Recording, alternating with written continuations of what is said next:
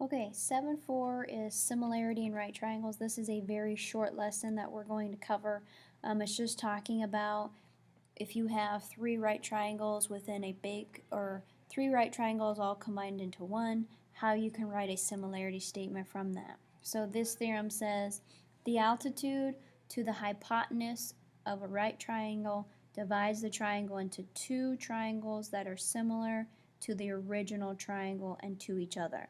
So what this is trying to show you is here is my altitude to my hypotenuse, this triangle is here, this triangle is there, and then you also have the big triangle. So all three sets would be similar to each other.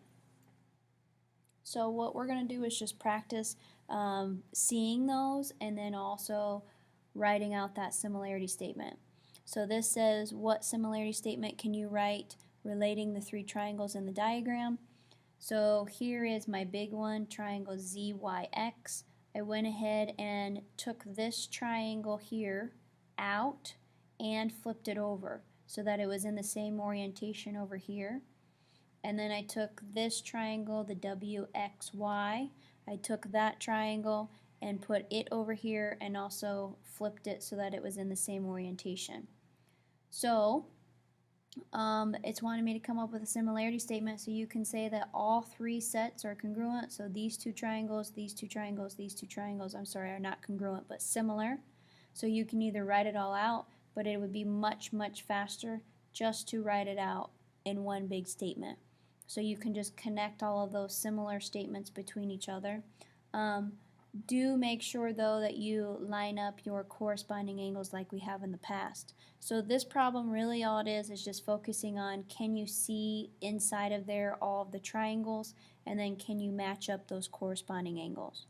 So pause the video and see if you can come up with the similarity statement on the got it question. So in the got it question, I went ahead and matched up my triangles over here. So I had triangle PSR, this triangle here, I flipped it down so that my hypotenuse matched QR. I also did the same here with QSP. I flipped it down so my hypotenuse QP was up top. And then I matched up my corresponding angles. So I did triangle QPR is similar to triangle PSR, which is similar to triangle QSP. And again, it does matter how you list those, so you want to make sure you're matching up those corresponding angles. That is it, folks, for 7.4. So all it is just a matter of you seeing those overlapping triangles to write out those similarity statements.